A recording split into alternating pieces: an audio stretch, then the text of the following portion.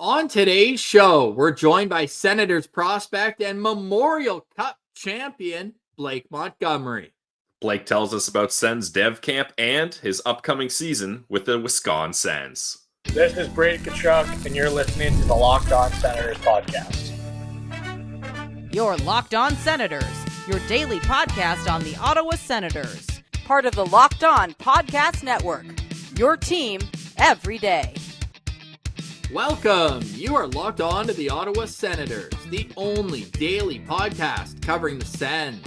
On the outskirts of enemy territory, I'm Ross Levitan, alongside Brandon Piller up in the Blue Mountains. Today's episode is brought to you by Monarch Money. Take control of your finances with Monarch Money. Use code LOCKEDONNHL at monarchmoney.com for 50% off your first year. Today is Wednesday, July 9th, and Pilsy, there will be no work stoppage in the National Hockey League until at least the end of the 2030 season. Yeah, thank goodness. We've actually had a decent amount of lockouts in our lifetime, Ross, unfortunately, when you start looking at it, and then throw in the COVID season as well as another wrench. So this at least provides some security that it won't be a lockout or shortage of play due to negotiations between players and the owners. And this is one of the more interesting CBA signed because there are maybe not some major differences like what happened after, 04-05, where the whole kind of clutch and grab era ended and they really changed how the game was going to be played, but more on the financial and statistical part of how NHL seasons are going to be were the big changes this time. 84 games, Pilsy, 2 more games. Now, they did do this. The first 2 years the Senators were in the league, it was an 84-game schedule where 2 games were neutral site games. They went away with that, and now here comes the 84-game season. So this isn't in the upcoming year, but the year after, the extension starts, the 4-year deal that was ratified between the NHL and the Players Association. So that, to me, is the biggest one, having 2 extra games in there, and that will be in lieu of 2 preseason games. Yeah, which of that I'm in favor of. They had to cut down the preseason games. It was just silly how many they were playing. It just didn't make any sense. But I don't know, Ross. Maybe I'm a bad fan, but I actually wasn't stoked about adding 2 more games. In my mind, I thought it would have been better to cut the season down. Now, obviously, that's not going to happen because that's lost revenue for owners. And then obviously, then you got to look at changing salaries and it's a whole mess. But I would have thought like 76 games would be great because then you're cutting out hopefully 6 back-to-back games. Everybody knows how I feel about goalies playing on back-to-backs, and it can increase the chances for injury and things like that. Now you can get injured at any time. It's not like back-to-backs are a guarantee that that's going to happen. But I don't know. For me, the 84 games is not a huge plus. And I guess I should be like, oh, sweet, 2 more Sens regular season games. But I don't know. And then it just changes the whole, like, the way you think about stats in a year. I know just 2 games. Fabian Zetterlund already used to an 84-game season. But it just changes stats and how you have to look at records in history. And I don't know. I can't wait to get in arguments with people about records where it's like, yeah, but he did it in 2 more games. Yeah, exactly. Yeah. If he had 2 more games, he would have beat that record. Exactly. What else stood out to you on the new CBA? The other one that stood out to me, I'm just looking at the article in The Athletic, looking at it. I think it was the amount that, here it is. The scheduled increases to the playoff fund. Did you know about this, Ross? Yeah, well, I don't know what the amount was. I know that players don't get paid for the playoffs, but you've got the bonus structure that they've got. So I don't have the full structure, but the current level of playoff funds was $24 million. But the big thing is this will not come from hockey-related revenue anymore. So that's good. It doesn't take maybe I'm misunderstanding this, but it doesn't take a chunk out of their hockey-related revenue funds. And it's going to increase up to $34 million in 2026, 2027.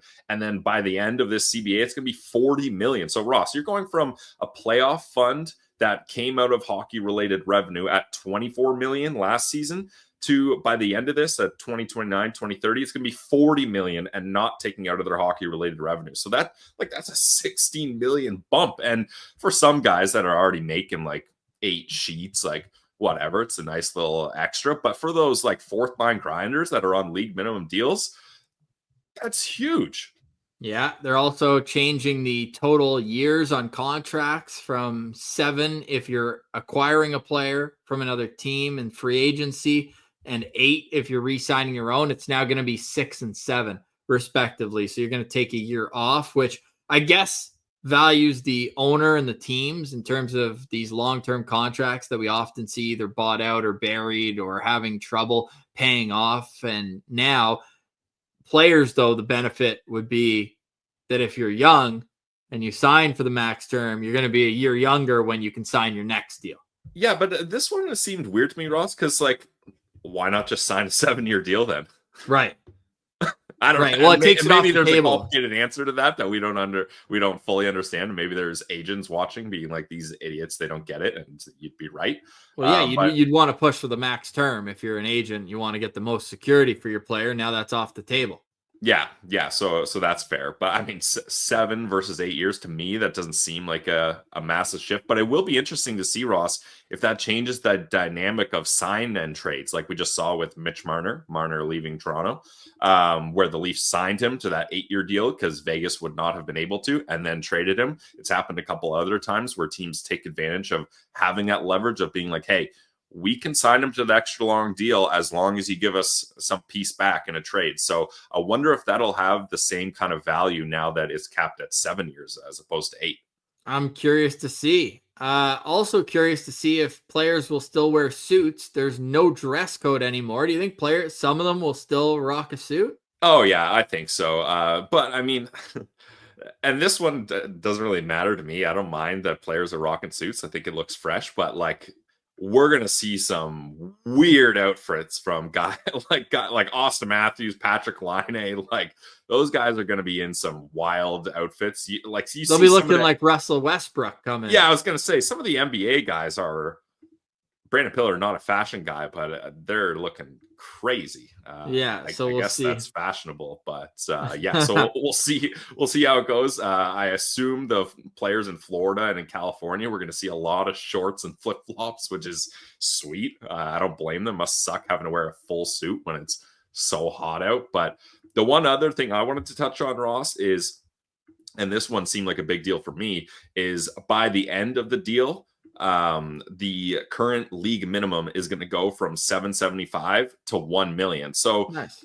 Again, for the guys making big bucks, this is pennies and they don't even care about it because it'll never affect them. But for a lot of the players on league minimum deals, getting that boost of math guy, $225,000 is huge. So I think the players got a decent amount here. Now, I don't fully know whether people are calling this a win for the players or the owners, but as a fan, I'm happy to see most of these changes, and more happy that we don't have to have fear of a lockout coming. Because Ross, we did a daily hockey show with no hockey already. I can't be doing that again unless the Sens have 1 million draft picks that year. Exactly, that was the saving grace for sure. One of the draft picks last year, his stock is skyrocketing. Blake Montgomery. He's a friend of the show now, man. This guy's such a beauty. Great conversation, great vibes on a midweek episode in the summer. So let's get to it right now. Here's our chat with Senators prospect Blake Montgomery. Today's episode is brought to you by our friends over at Monarch Money. Ever check your bank account and wonder, where did all your money go? Well, between dining out, online shopping, and entertainment, let's be honest, it's easy to lose track. But that's where Monarch Money comes in, your personal CFO, giving you full visibility and control over your finances. Monarch Money, guys, it's not just a budgeting app, it's a complete financial command center. You can track all your accounts, investments, and spending in one place. So stop just managing your money, start building that wealth. Instead of juggling multiple apps, just use Monarch Money to check your finances, track your spending, and even plan your long-term goals. Managing money with your partner is smoother than ever. You can track shared and personal accounts, set goals together, and stay on the same page without all that stress. So it's time to take control of your finances with Monarch Money. Use code LOCKEDONNHL at monarchmoney.com for 50% off your first year. That's monarchmoney.com, code LOCKEDONNHL for half off your first year. All right, we now welcome a very, very, very special guest, the Memorial Cup champion, Senators prospect Blake Montgomery. Blake, welcome back to the show. You added a little hardware since the last time we chatted with you. Indeed. Thank you for having me. Excited to be here.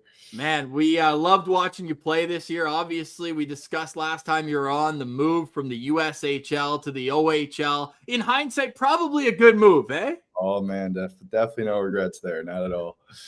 What was the best part of the celebration? Because we saw you guys did you guys have like a full-on parade in London? Yeah. Oh, full parade. Directly day after, too. Like, we flew back the same night after we won, and then we got back and then woke up pretty late. We got back late and then just mobilized, got the parade going. That was crazy. Just two or three blocks just filled out with fans, and then we're walking through, and it makes you feel like the man. It did to see the city show that much love. It was awesome.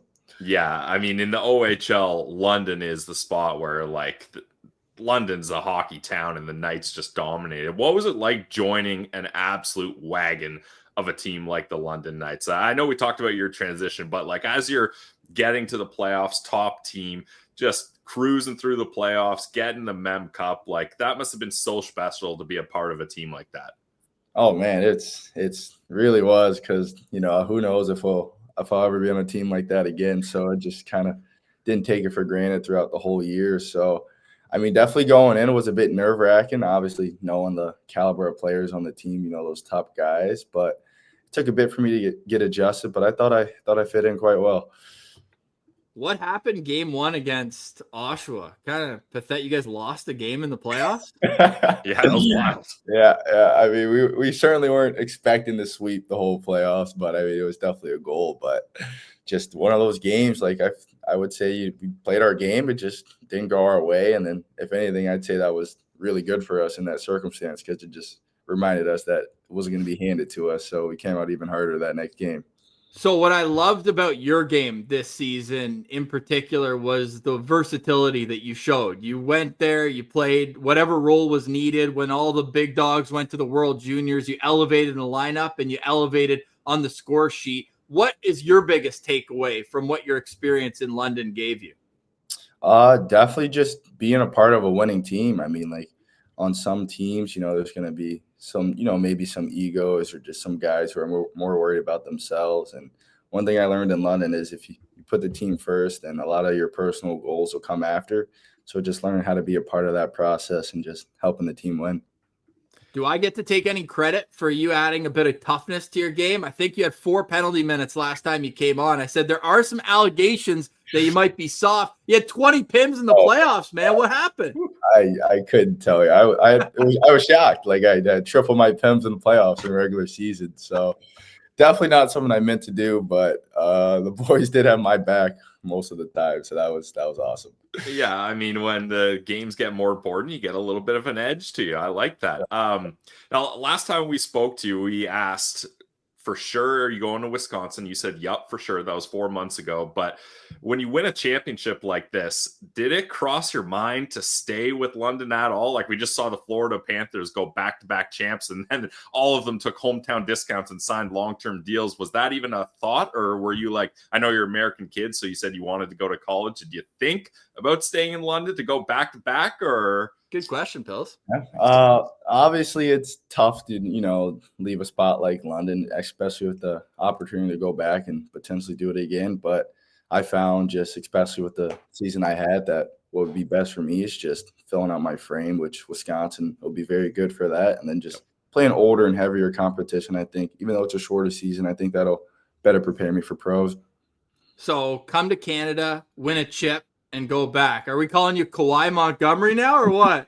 I guess so. Hell yeah. So then what was the vibe then, as you told us you're spending the summer at Wisconsin? Tom Green goes up on draft night, 23rd overall, from Wisconsin, Logan Hensler, and then Bruno later on. You already have Tyson Dick there. Crazy. Take us through your experience watching the Wisconsin Sens be born. Well, we had a big old watch party, because obviously Hensler is a hell of a player and was a hell of a prospect, so we knew he was going to go.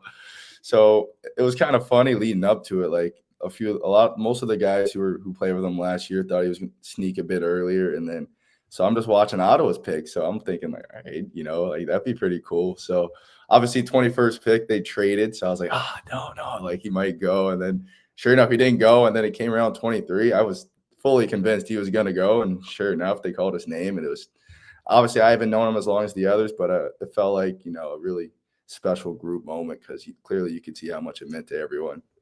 Yeah, and we're to see pretty. Bruno go even later the next day. I mean, it was crazier because like it got a bit nerve wracking because obviously he wasn't exactly tuned in. He was just nervous, just waiting for a call. So when it got to about like the 6th round, like I was checking it as well, trying to see if he was going to go. And then out of nowhere, I see Bruno eats into Ottawa. I thought it was fake. I was like, no way. To see all these Wisconsin guys going to Ottawa, it's funny. It's funny, but that's awesome. I mean, we get to play together in school and potentially in the pros. I mean, that's pretty cool.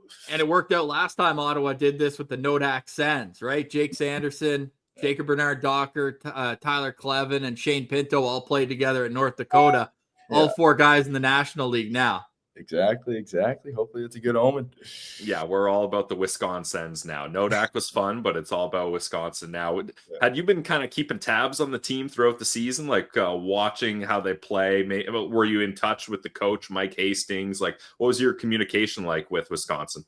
Yeah, I talked to Hastings throughout the year. He came out actually for a dinner at one point back in January or December. So just catching up and all that. But I mean, it's just been full just support, through each step of the way. And he's definitely understood each, part of the process, especially when I went to London. So he knew, certain things, could come up and all that. But I told him what I wanted to do was go to school, and he respected everything that came along with that. Are you a meme guy, Blake? You like a good meme? I'd say so. I like a good meme. How do we like this one I made on draft night? Yeah. That's fire, right? We're out with North Dakota. We're in on Wisconsin, man. What sold you on Wisconsin? I don't think we ever asked. Like, why did you decide that was the place for you to develop? Mainly just on my visit. That visit cleared up everything for me because my uncle did play football there, and he actually did win a Rose Bowl back in 93, 94. So before the visit, I was talking to him for a while, and he was telling me all about it. And my uncle, he's a funny guy. I mean, he doesn't have any kids and, just a girlfriend. So I think you could picture him a bit. But just to hear how, like, excited and how much he loved Wisconsin and all that. So going on my visit, just even though it was cold and a bit snowy, like, it was still beautiful and just vibrant out there. I mean, people everywhere, happy faces everywhere. And obviously, the downside to every school. But I just fell in love with it. I mean, I didn't see myself going anywhere else. So the Wisconsin Sens were all over Dev Camp for the Ottawa Senators, and you just got back from Ottawa. What was the experience like this season? I feel like first year, we talk to guys all the time after they go. First year, it's like, man, what just happened? Like, do you feel a lot more comfortable this year? Oh, absolutely. Especially being more familiar with all the staff, and since I talked to a good bit of them throughout the year, and then just even all the familiar faces just from the camp before. So it just makes it a lot more fun knowing everyone and knowing what you're doing and knowing what they expect out of you. And especially the fact that it was a lot quicker this year. So you almost wanted to stay a bit longer, with the guys, but it's good. Who were some of the players that really stood out to you on the ice? Obviously Hensler and Yakimchuk. Me and Antonovsky were going 2-on-2 against them. That was a pain. Those guys are so skilled, man. I mean, there's a reason they went that high. And then another one is Landon Hookie, actually. I remember having some good battles with him throughout the season. We would go at it. Big dude, eh? Oh, yeah, big guy. And I was impressed with, how hard he was working and just, the skill he was bringing. So I was very impressed with him. Do they have a thing at the door when you walk into the arena where, like, if you're not 6 feet tall, it just spits you out and turns you around? What's it like going up? Like, the defense, especially, everybody's 6'5". It's the only place on earth where I'll feel little. It's crazy. Man, that's awesome, man. So it was a quick one this year, though. Like, how much did they pack into each day? Oh, you get in there, ate breakfast 7:30, and then you got, if you have a lift or, a meeting or whatever, it's boom, boom, boom. So they kept it tight, and then maybe a kind of long day, but still, I mean, that's what you'd expect. But it was very organized and very to the point, and they got everything done. Did you not do 3-on-3s this year or no scrimmage? No 3-on-3 tourney this year. Nope. Wow, Did where's that the surprise trophy? Sorry? Did that surprise you that you didn't Oh, do yeah. the 3-on-3? Absolutely. I wanted to get some revenge from last year. I mean, because Yeah. I got obviously last year it was tough for me because I didn't know what to expect, and it was pretty tiring last year because I remember it was just 3-on-3s, just straight, only one sub, so it was a bit of a bag. So I was excited since I knew what was coming, and then I heard we weren't doing it, so it's okay. It's okay. And I mean, you're still a Memorial Cup champion, but you're not a paddle champion. What happened in that tournament? Why'd you fall short? Oh, that wasn't my game. That was not my game. All the Euros had the upper hand there. But So what is your game? If you had to pick an off-ice activity where you're like, oh, I got this. What were you hoping it was going to be? Okay, let's see. We could go with ping pong instead of paddleball. Oh, A ping pong tourney. I think I'd be in good competition there. Well, I mean, depends if the coaches are taking part, because there's historic stories of Daniel Alfredson back in the day. Oh boy. They used to have ping pong tournaments where everybody had a team. Alfie had two teams, left-handed Alfie and right-handed Alfie. And that was who finished first and second every year. Oh, man. I don't know. Was he around Dev Camp at all this year, or was it mostly the AHL coaches? Mostly AHL coaches. Nice. What's your experience like with Dave Bell? We love him on the show here. Yeah. Oh, he's awesome. He's awesome. I mean, I wouldn't say I talked to him too much, but just, the presence he brings to the camp, it kind of shows you what you'll expect when you get to that next level. And I mean, he's stern, and he's also pretty funny. You can see all the workers and staff around. They're giving him bites, and he's just, you can see he loves what he does. He's the best, man. Yeah. So, hey, we heard that interview you did at Dev Camp where you're talking about wanting to use your physicality more next season and use your big frame. How does that look? Like, how do you train for something like that? Obviously just putting on weight and strength, showing the off-ice games, and then just applying it to my game, such as because I think I'm a pretty fast guy, so I think I can do a good job of skating more into guys, getting to the other side of the net more and just cutting off hands and just finding ways to use that more. So are you still under 200 pounds? Yes. Okay, so is the diet full tilt this summer? Like, how much are you crushing, like Protein. 6 meals a day or what? They got me on a meal plan, tracking carbs, fats, proteins. At school, we get a red card. You're eating every meal you get is for free, and they are tracking it all. So the goals I need to reach, if I don't reach them, it's on me. What's the go-to meal? Yeah, Chipotle right now. So easy to just load it up. Double protein, easy. Double rice, double chicken, get it all. Okay, jeez, man, let's go. We're gonna see a beast next season.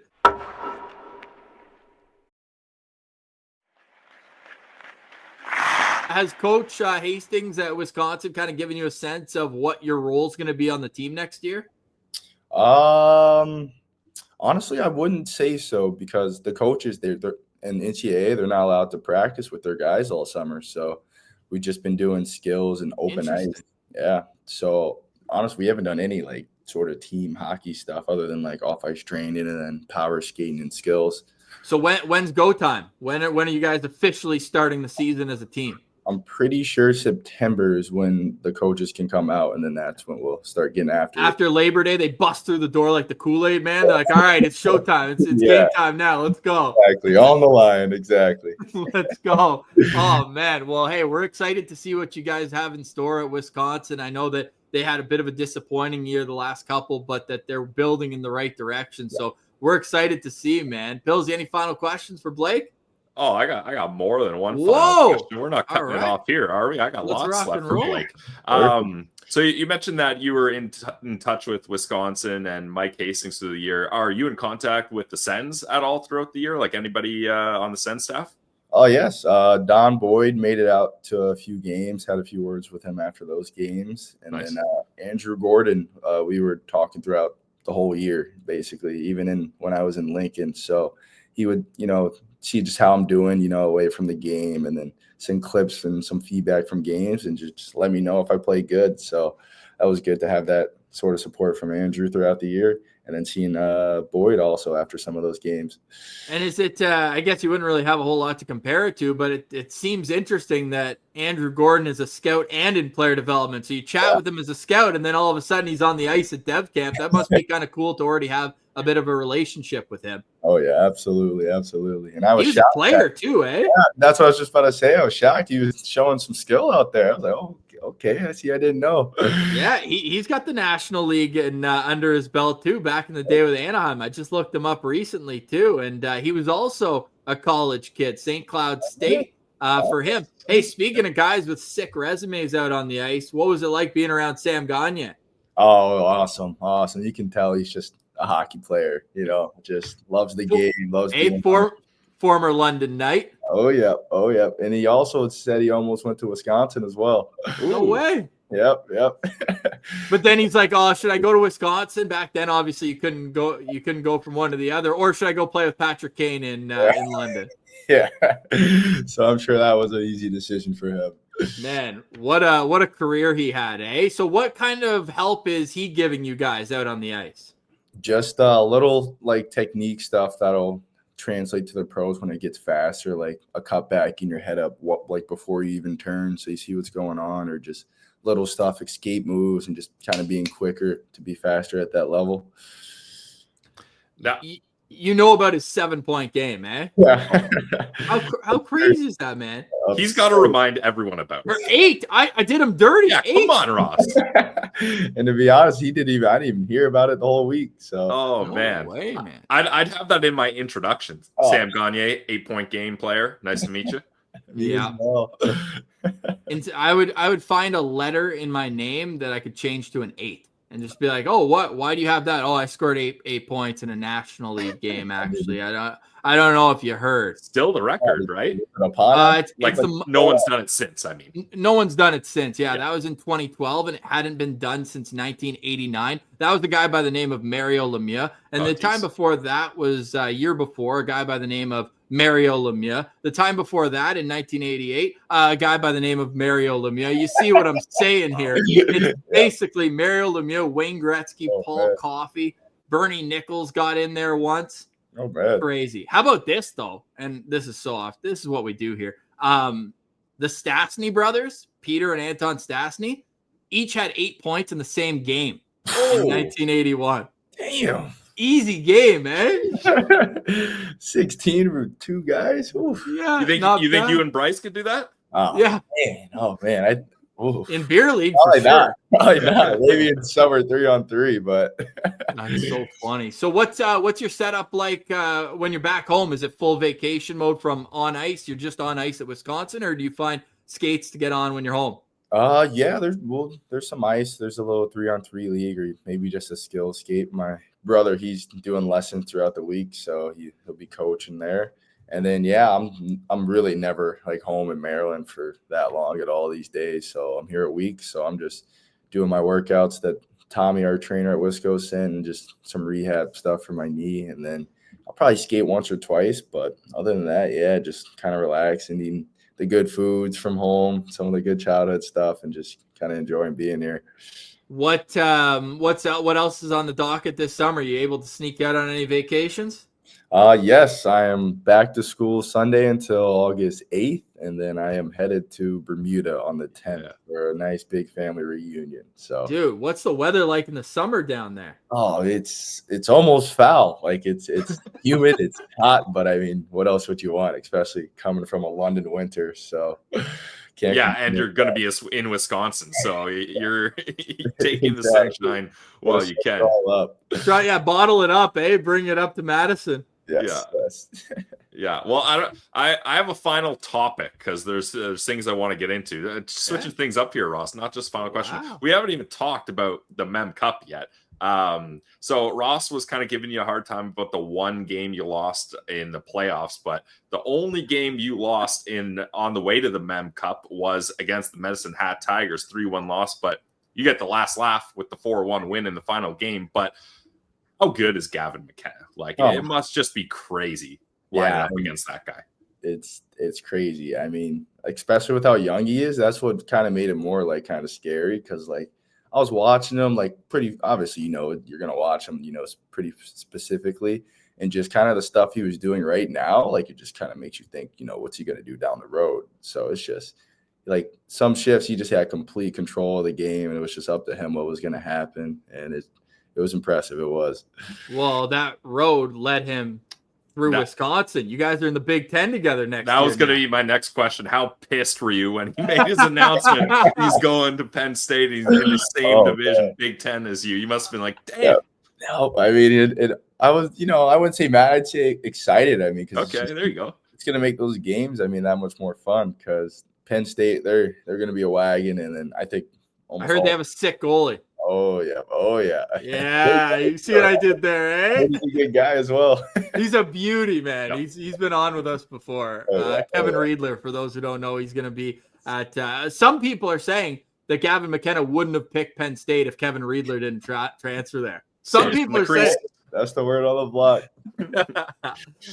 So expectations then should be high with you guys in Wisconsin playing against big schools and all that. But like, yeah, you're probably like, I feel like we slayed the dragon in the Mem Cup final, and now all of a sudden he's respawned down in Penn State. What are we tiger doing to here? A lion? Oh yeah. What was the atmosphere like? You guys obviously have such a sick barn in London. You already went through the OHL playoffs, but was it a different level at the Mem Cup? Like, was it noticeable for you guys or just another game? I would say it was more like another game other than when we played Rimouski. But because you could tell, like, especially in the semis and finals, you could tell like the crowd just did not want us to win other than like our fan section. So it kind of felt like we were, villains almost. And then especially after losing that round robin game against Medhat, like that really fired us up and just kind of made us shut down like all the outside noise going on and just made us lock in and get the job done. But it wasn't, obsessively crazy or loud or anything. But for Rimouski, it was. Wait, are you saying you guys don't feel like villains in the OHL? Come on. Yeah. But just in the OHL, we have such a big fan base. I mean, it's just kind of makes it feel normal.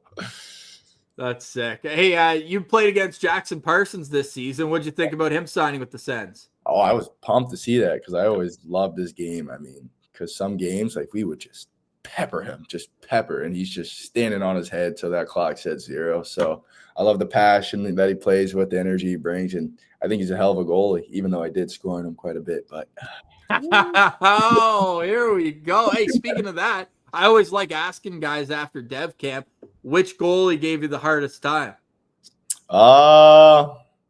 What's that new prospect? I think it's Beckman. Yes, Beckman. I thought he made me feel a lot less deceptive than I thought I was. Okay. It felt like from everything we read after the draft, it was like if this guy was 6'4", he was probably going in the first 50 picks for sure. Yeah. I thought he was very good, very poised and just kind of, I don't know goalie terms, but he just seemed kind of controlled and, in a stance. Hey, you may as well be a goalie expert with that. Hey, technically poised, sound, good rebound control. And you got to be a little strange too. We want that in our goalies. So yeah, I like that. Strange. Are they really a goalie? No. Look at us, both former goalies. So exactly, as weird as it gets. If you had to play goalie in an OHL game, how many are you letting in? This happened like not too long ago where a player had to play. Yeah, it was Erie. Yeah, I thought so. Yeah. Oh man, I thought he did pretty good too.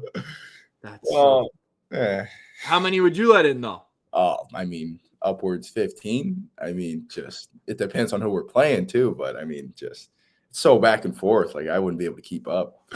Connor Crisp was the goalie, the player who had to play goalie. It was in 2012. So would you do better or worse than him? He was the first star of the game. Whoa. He allowed 13 goals on 46 shots. 46 shots, man. Imagine you're going in the locker room after the game with your player that had to play goalie, and you had to look him in the eye and be like, yeah, sorry, we allowed 46 shots. I mean, come on. I hope if I'm in net and the boys are playing in front of me, I hope they don't let up 46 shots. But got to dial it in a little bit. Yeah, you got to block some shots there. It's like when the Leafs were up against their Zamboni drive. The Carolina Hurricanes played the hardest game of their lives. Yeah. Dude, the photo, when you type it in on Google, it's so apropos. This is the photo that comes up when you type him. He's just sitting on his behind and the puck's in the Just net. worn out. He's Poor like, guy. how did I sign up for this, man? Yeah. Oh, that's awesome, man. Well, hell of a year for you, man. We really appreciate you jumping on, especially when you're back home, taking a little minute off from the grind at Wisconsin. We're so looking forward to watching you guys. We're going to try to get down to Madison next season. I heard it's a great time. We're going to go for sure. Okay. That's a Pillsy guarantee. Yeah. Okay. Sick. All right, we're waiting for the schedule to come out. We're gonna figure out. Maybe we'll get all four of y'all right together, get you on for a chat, and we hope it's during a successful season for you. It's been awesome to see your development, man, from a 4th round pick just a year ago to now being a premier prospect in the organization and an even better dude. So we love chopping it up with you. Have a great rest of your summer, man, and we look forward to doing this again soon. Thank you, guys. Appreciate it.